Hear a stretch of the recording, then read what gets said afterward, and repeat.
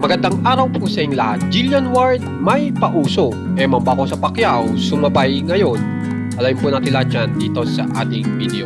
Bali ngayon po ay bumabiral na naman po si Jillian Ward dahil sa ginawa niya sa kanyang sarili. At ito po kung saan ay nagpabago po siya ng kanyang buhok.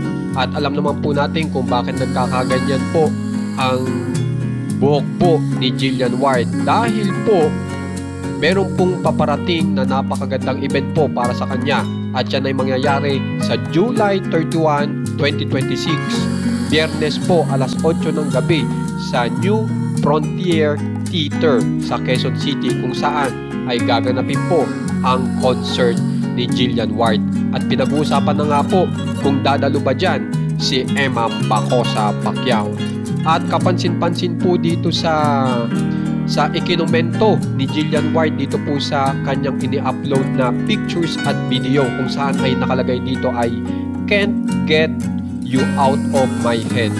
Sa palagay nyo, meron po kayang ibig sabihin yan? At ang maganda pa po dito ay talagang nagustuhan po ng madlang people at ng kanyang mga kapwa artista itong pagpapabago ng kanyang buhok.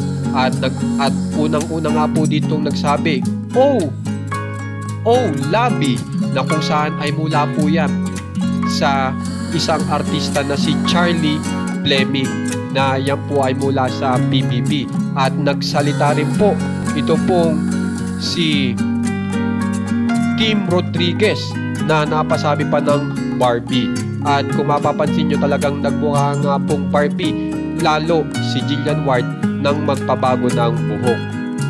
Samantala po habang bumabiral po si Jillian Ward, ay bumabiral din po ngayon si Emma Bacosa Pacquiao. Bigla rin pong nag-upload.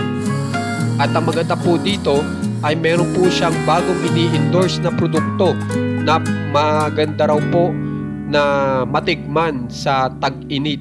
At kung mapapansin nyo, ay talagang wala na po talagang bigote ngayon si Emma Bacosa Pacquiao at nag-e-enjoy pa rin. At kapansin-pansin po na nagtre-training po siya. At habang nagtre-training ay talagang nakakapag-endorse pa siya ng produkto.